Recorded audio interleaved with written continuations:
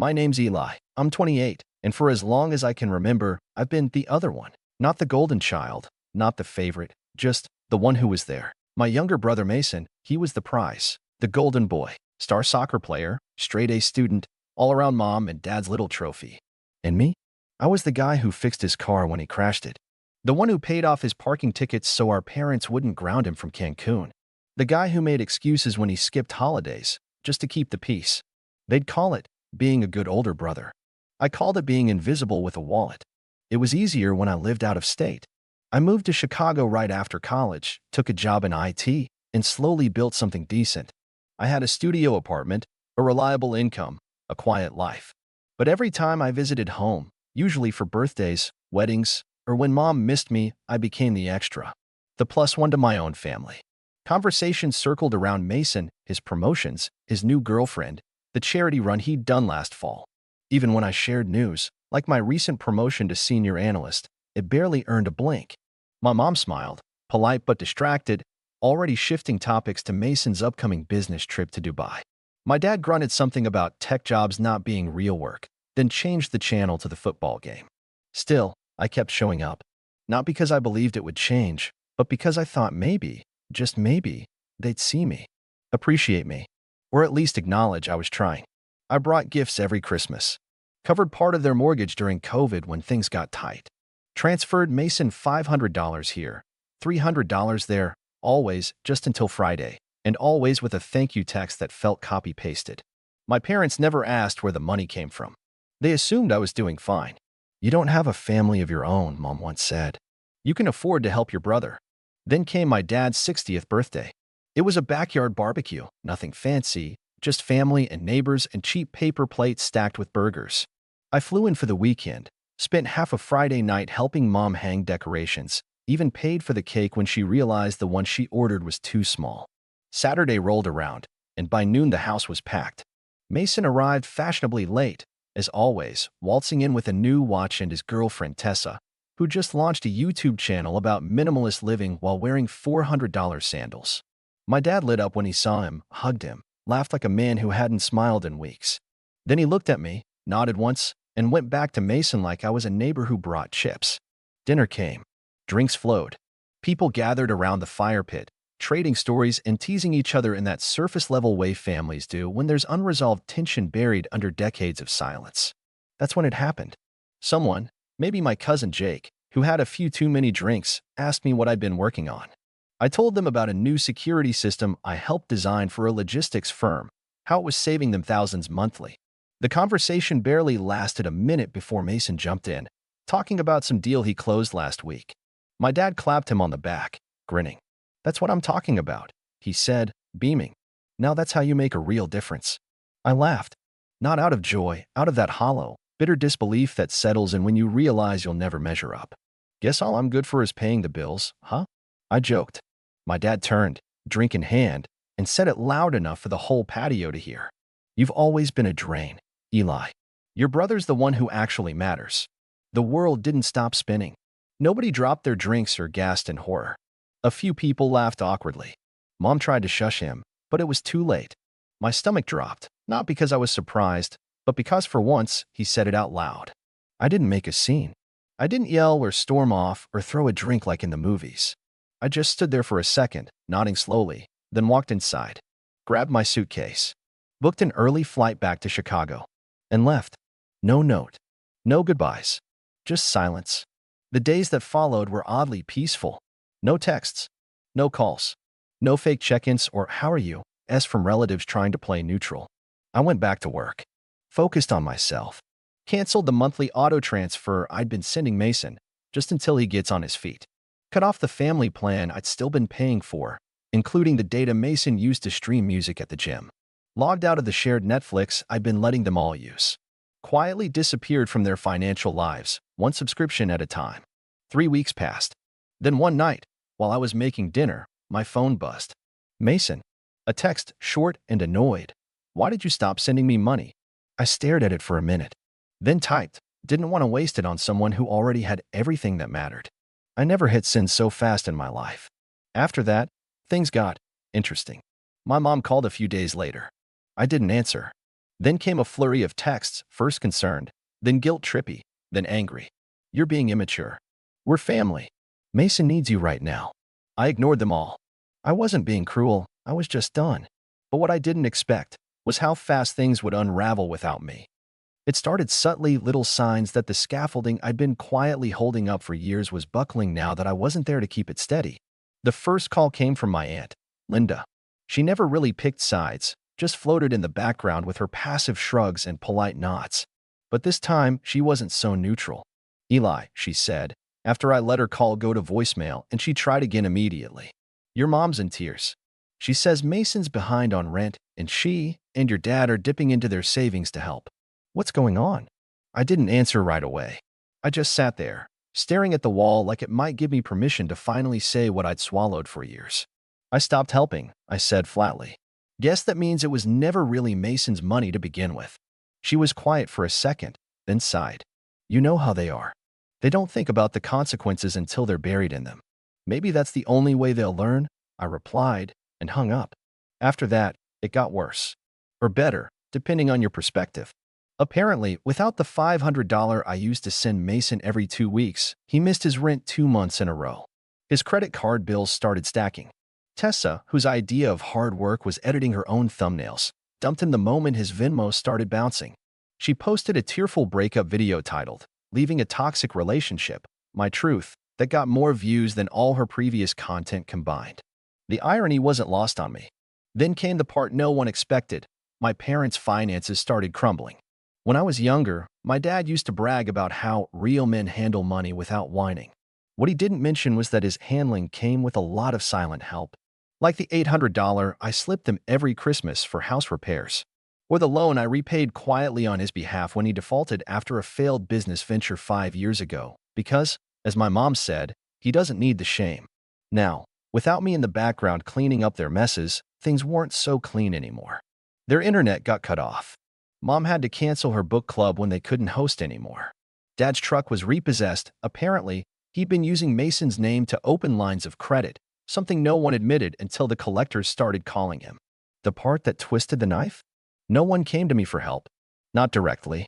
They went to Linda, to my cousin Jake, to an old friend of mine from high school who still lived nearby. I guess they thought someone else could talk some sense into me. One of them even tried to guilt me through LinkedIn. The final straw was my mom's email. Subject line, come home. She kept it short, but every word felt like it had been pulled from the pages of some manual titled How to Manipulate Without Saying You're Sorry. Your father isn't well. Mason's doing his best. I know you're angry, but this family needs you. We've always needed you. Please think about what really matters. I read it 5 times. Then I opened a draft, typed out a reply, deleted it. Because what was I supposed to say? That I did think about what really mattered for 28 years, and apparently it had never been me? That I'd spent birthdays listening to my dad praise Mason's potential while I stood in the kitchen scraping plates? That when I graduated college, they mailed me a card and signed, but rented a boat for Mason's high school diploma. Instead, I let silence answer for me. I didn't respond. And for the first time, they finally felt what it was like to miss me. Not the me they half listened to over dinner. Not the me who paid off their debts behind closed doors. But the one they took for granted every single day. And that silence? It grew loud. Linda texted again. You need to see this, she wrote, followed by a screenshot of a Facebook post from my mom. It was a photo of her and Dad, sitting on a porch that clearly wasn't theirs, someone else's house, probably borrowed for the picture. The caption read, Family isn't about money. It's about love. Some people forget that when they walk away. The comments were full of sympathy. People who knew half the story, or none at all, chiming in with heart emojis and "You're such strong parents." I didn't comment. I didn't like it. I just stared at it, feeling something I couldn't name. Not anger. Not sadness. Just a kind of cold clarity. This wasn't new. It was just the first time I didn't cover it up. But what came next, that was the part no one saw coming. 2 weeks after that Facebook post, I got a letter. Not an email, not a text, a letter. Actual envelope, blue ink. My name written in that tight cursive my mom always used when she was trying to look proper. It was forwarded through my old address, the one I'd used when I first moved out for college. I opened it slowly, expecting another guilt trip or some passive-aggressive plea for forgiveness. But what I found was something stranger. Inside was a handwritten note, about a page long, with tear stains on the corner and a slight coffee ring near the bottom, like she'd spilled something while trying to figure out what to say. It wasn't an apology. Of course it wasn't. But it was something else. Eli, I know you probably won't read this. And if you do, you'll think I'm just making excuses. Maybe I am. Maybe I deserve the silence. But I need to explain something. Your dad's not doing well. He won't tell anyone, but the doctor said it's his heart. He's scared. That's why he's lashing out more. That's why he said what he did. Mason's struggling too. He's not as strong as you think. He never was. You were always the one we could count on, not because we didn't love you, but because you handled things. You were solid. Reliable. Maybe that wasn't fair. Maybe we leaned on you too much. But Eli, families make mistakes. And right now, we're falling apart. We need you. Please come home. It should have cracked something open in me. Should have tugged at that old guilt I used to carry around like a second skin. But instead, I felt nothing. Just tired. Not the kind of tired you fix with sleep, but the kind that sits deep in your bones, the kind that comes from carrying too much for too long. Still, a part of me couldn't stop wondering if it was true. About my dad. About Mason. About everything they'd hidden behind their expectations of me. So I did something I hadn't done in a long time. I looked. I didn't call. I didn't ask. I researched. I found Mason's LinkedIn. Still listed as freelance consultant. No activity in 6 months. The company he used to work for had quietly removed him from their team page. I checked public records. He'd been evicted. Twice. Then I looked up my parents' house. It was in pre-foreclosure. And suddenly, it all made sense. The letter. The post. The calls from relatives I hadn't spoken to in years. They weren't reaching out because they missed me. They were reaching out because the bank finally hung up the phone. But here's the thing. They didn't know what I'd done a week after walking out of that backyard barbecue. While they were still passing the potato salad and praising Mason's newest hustle, I'd started looking at property listings.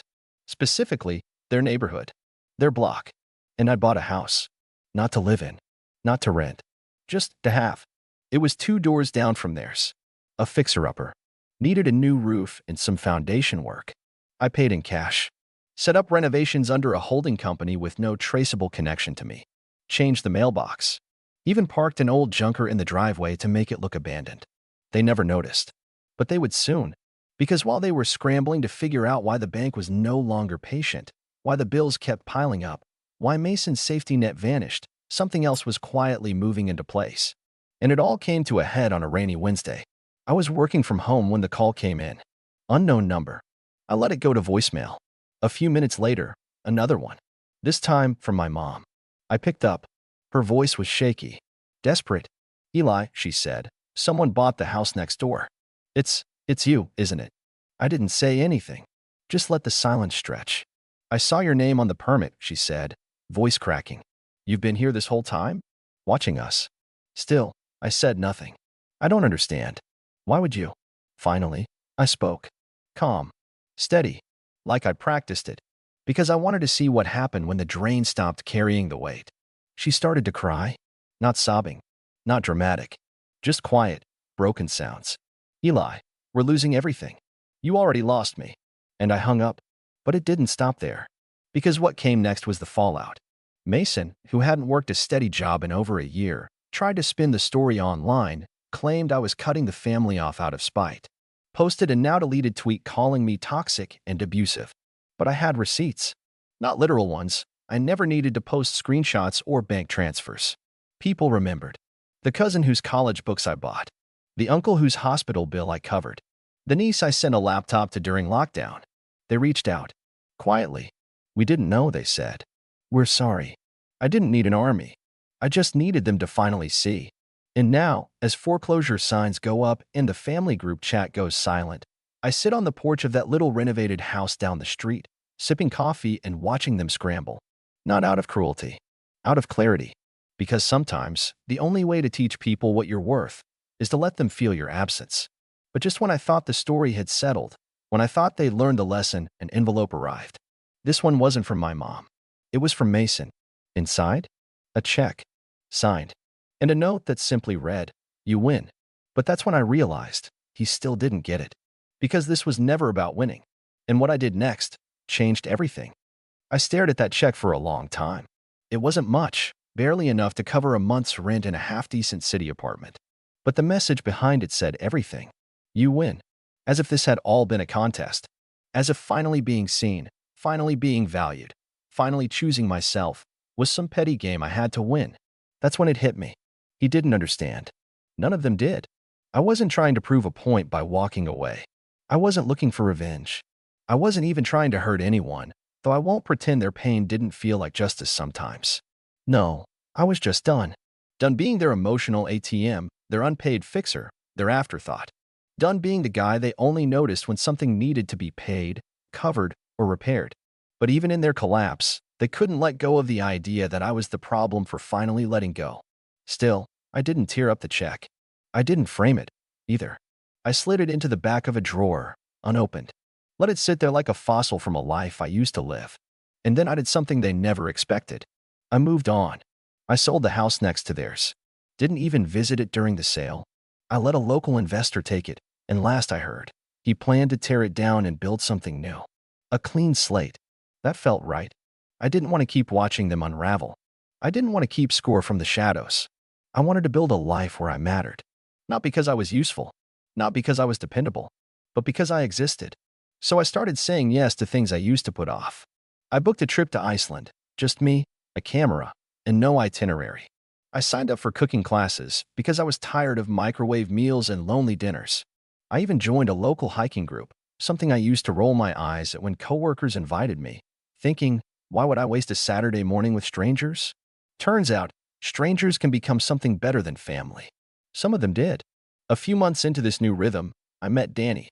She was blunt, smart, and had this habit of calling people out when they tried to undersell themselves.